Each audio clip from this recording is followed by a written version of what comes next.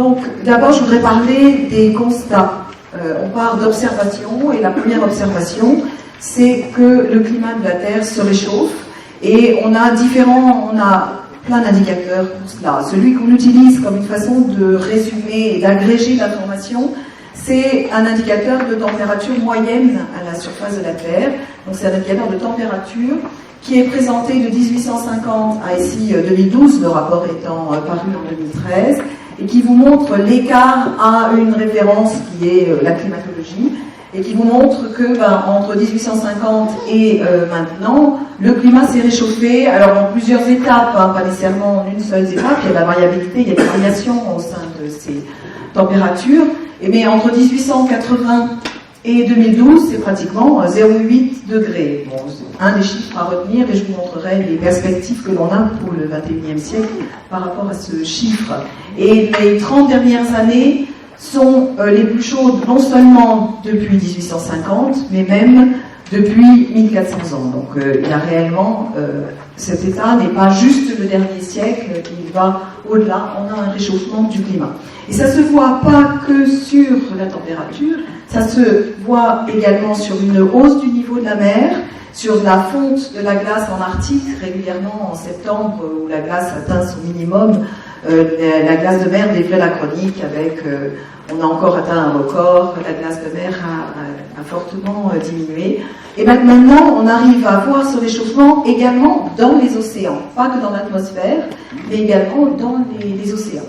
Donc vous verrez régulièrement marqué GIEC 5e rapport, c'est ce groupe intergouvernemental d'experts sur l'évolution du climat, ou des fois IPCC, j'ai oublié de le traduire, donc en anglais, qui est donc cette référence internationale.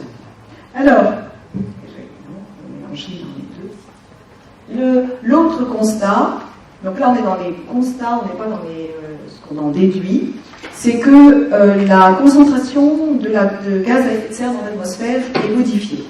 Alors en fait, si vous regardez ici entre 1850 et 2012, en vert vous avez la concentration de gaz carbonique, le dioxyde de carbone, le CO2, et puis vous avez en orange le méthane, et en rouge l'oxyde nitreux. Alors le gaz carbonique, il provient de l'utilisation des énergies fossiles, le gaz, le charbon, le pétrole. Quand on les utilise, ça provoque leur utilisation, leur combustion provoque des gaz du gaz carbonique. Le méthane, lui, vient de la décomposition en milieu sans oxygène, donc typiquement les ruminants, mais aussi en fait les milieux humides, les marécages, par exemple. Et puis le gaz naturel est une source de méthane. Et l'oxyde nitreux, c'est en fait derrière les engrais. Et donc en fait, l'ensemble des trois proviennent du fait qu'on a une augmentation nette de la démographie et une évolution très forte de nos modes de consommation de l'énergie, le développement industriel depuis le 19e siècle.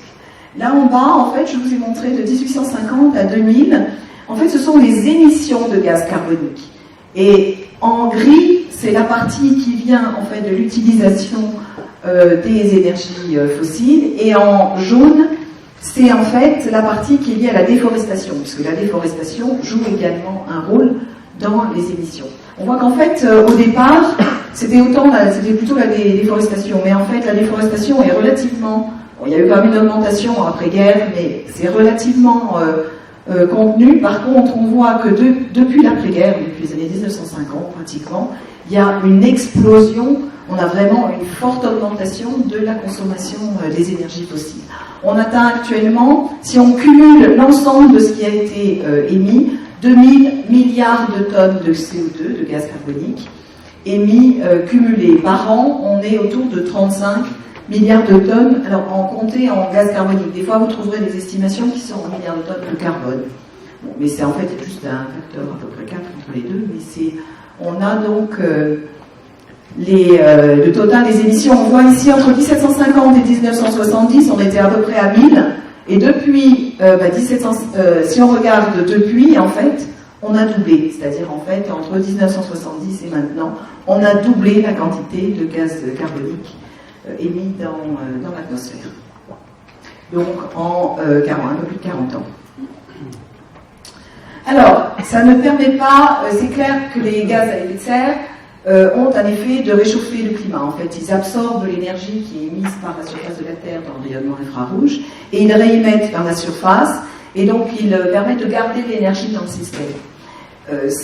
Donc, ils vont dans le sens de ce réchauffement. Mais ça ne suffit pas d'avoir une observation de température de réchauffement et l'augmentation des gaz à effet de serre pour dire que les deux sont corrélés. Afin d'étudier vraiment le lien entre les deux, on utilise tout un développement de modèles de climat, c'est des maquettes qui nous permettent de comprendre les processus. Et c'est par un ensemble de ces diagnostics qu'on arrive à voir que ces activités, les activités humaines sont détectées, cet impact de cette augmentation des gaz à effet de serre est détecté dans toutes les composantes. C'est-à-dire, en fait, derrière l'augmentation de température, diminution de la glace de mer, réchauffement des océans, c'est lié à l'augmentation des gaz à effet de serre. Et ça a mené à la conclusion qu'il est extrêmement probable que la cause principale du réchauffement observé depuis la moitié du XXe siècle est liée à l'augmentation des gaz à effet de serre par les activités humaines. Là, on n'a plus de doute sur cet aspect-là. Alors, qu'en est-il pour demain? Que nous disent les projections? Pour regarder par rapport au futur, on utilise toujours ces mêmes modèles de climat en injectant différents scénarios possibles de concentration de gaz à effet de serre qui vont dépendre de ce que l'on va décider au niveau politique. Et la COP21 est un des rendez-vous extrêmement importants. Donc, les modèles de climat vont simuler le réchauffement déjà observé, on va les comparer, tester, évaluer. Et puis, pour le futur, différents scénarios politiques avec un cas en bleu où on impose une forte réduction des émissions, avec l'objectif d'essayer de viser à atteindre les 2 degrés. Actuellement, la COP21, vous en aurez parlé de cette limite à 2 degrés. Donc l'idée, c'est de limiter. En fait, on a déjà, par rapport à la référence de la fin du XXe siècle, on a déjà à peu près 0,6 degrés de réchauffement. Ça veut dire de ne pas avoir tellement plus que 1,4 supplémentaires. Or, en fait, les modèles, donc ces scénarios les plus bas, donnent entre 0,3 à 1,7 de plus par rapport à maintenant. Autre cas, on ne limite pas, on ne fait pas de politique forte de réduction des émissions. On part vers les scénarios les plus hauts, où on atteint davantage, en moyenne, à peu près 4 degrés de plus qu'actuellement. Entre 2,6 et 4,8, il y a à chaque fois une gamme d'incertitudes, et on pourra revenir dans les questions si vous le souhaitez. Donc on a 4 degrés de plus. Donc en fait on a 0,6 déjà, qu'on a déjà rencontré, déjà vécu. Mais ce qui nous attend devant, c'est au mieux, si vraiment on arrive fortement à réduire encore à peu près 1,4 degré de réchauffement, et si on ne fait rien, c'est 4 degrés en un siècle. 4 degrés en un siècle, c'est énorme. Dans l'histoire du climat, on a déjà eu un réchauffement de 4 degrés. La planète, elle peut avoir un réchauffement, sauf qu'il s'est passé en plusieurs milliers d'années, alors que là, on parle de 100 ans. Et ça, on n'a pas d'autres traces de changement aussi rapides. Donc il y a vraiment un problème de rapidité des changements. Donc l'objectif de la COP21, c'est de rester dans ces valeurs les plus basses.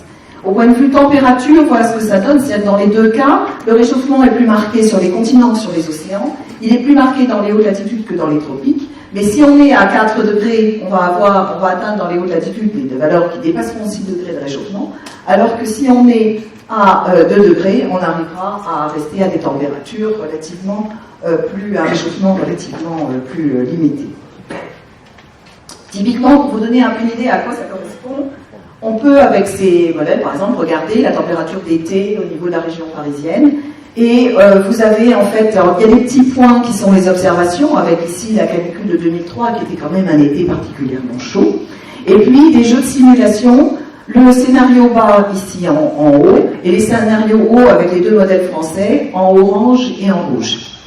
Ce que l'on voit, c'est que si, en fait, même lorsque le climat se réchauffe, si on reste dans la partie relativement scénario bas, ce scénario à 2 degrés, 2003, le niveau sera atteint plus régulièrement, mais restera un extrême. Par contre, si on va vers un scénario à 4 degrés, eh bien, en fait, on va connaître des températures nettement plus élevées que la température de la canicule de 2003, et même la canicule de 2003 sera plutôt, en fait, un extrême froid, plutôt un été frais. Donc, c'est pour vous donner concrètement ce que ça veut dire 4 degrés, c'est loin d'être négligeable, vu déjà les difficultés difficultés qu'on a eu à vivre la canicule de 2003. D'où l'importance pour les bâtiments, parce qu'on a intérêt à avoir des bâtiments qui nous préservent de la chaleur plutôt qu'être amplificateurs de chaleur. Alors, il y a plein d'autres conséquences. Ça n'est pas juste la température. Il y a des risques d'extrême de pluie avec des inondations dans certaines régions, et on commence à en avoir. Des risques pour la biodiversité, les coraux sont particulièrement fragiles. Au-delà d'une température de 28 degrés, on a un blanchiment des coraux. On parle souvent de l'ours polaire qui devient le symbole, parce qu'en fait, avec la glace de mer qui va de plus en plus disparaître en Arctique en été, eh bien, les ours polaires vont avoir du mal à avoir leur base sur laquelle ils s'alimentent. Des problèmes pour l'agriculture, c'est en fait une diminution de la production agricole dans beaucoup de régions. Des problèmes liés au niveau de la mer, avec des risques en particulier pour les îles basses, comme ici Tuvalu, où ils commencent ils ont à peu près 11 000 habitants, ils commencent à prévoir des plans d'immigration de leur population. Alors, si on veut limiter la température, ce diagramme, en fait, montre ici, vous avez le changement de température en fonction de la quantité de gaz carbonique cumulé. Actuellement, donc, je vous ai dit, on est à à peu près 2000 milliards de tonnes de CO2. Eh bien, plus on va accumuler du gaz carbonique, plus la température va s'élever. C'est très simple, en fait. Plus on accumule, plus la température s'élève. Et si on veut limiter à 2 degrés, en fait, eh bien, il faut rester autour de ne pas dépasser 3000 milliards de tonnes. Donc, je vous rappelle, on est déjà à 2000. Entre 1970 et maintenant, on a doublé, on est passé de 1000 à 2000. Et en gros, si on veut limiter à 2 degrés, ben, il ne faut pas plus que 1000 supplémentaires. Donc, ça correspond à une réduction importante. Et pour stabiliser, il faudra réduire de façon importante les niveaux d'émissions. Typiquement, pour stabiliser à 2 degrés, eh bien, vers 2050 par rapport à 2010, il faudrait réduire d'à peu près 40 à 70% les émissions de gaz à effet de serre. Alors si on regarde ces émissions, comment elles se répartissent au niveau des différents blocs, des différents émetteurs, vous avez en fait ici les émissions de gaz carbonique par an. Alors en bleu, c'est l'Europe. Donc on voit qu'il y a déjà eu quand même un effort, une réduction. Ici, je ne sais pas quelle couleur, en espèce de jaune, les États-Unis qui ont continué à augmenter, mais on voit qu'on commence à avoir une inflexion. Mais évidemment, les pays émergents, eux, sont en pleine phase de développement. Vous avez la Chine et puis l'Inde. Alors, si on regarde même par habitant, eh bien, il y a quand même encore de grandes disparités. C'est-à-dire, par habitant, les États-Unis restent quand même à peu près deux fois plus élevé que le niveau de l'Europe. Et puis on voit que la Chine commence à atteindre le niveau de l'Europe. Maintenant, dans les émissions, une partie de leurs émissions sont pour nous, puisqu'en fait, on a notre production qui est déportée, qui est faite par la production chinoise. Donc, une partie est pour nous, en fait. Une partie de ce qu'il y a en Chine est pour l'Europe. Aujourd'hui, en fait, il y a même dans les journaux qu'apparemment, ils ont sous-estimé et que la Chine serait au-dessus. Dans ces émissions, il y a une sous-estimation des émissions liées au charbon. L'Inde, vous voyez, reste nettement en dessous.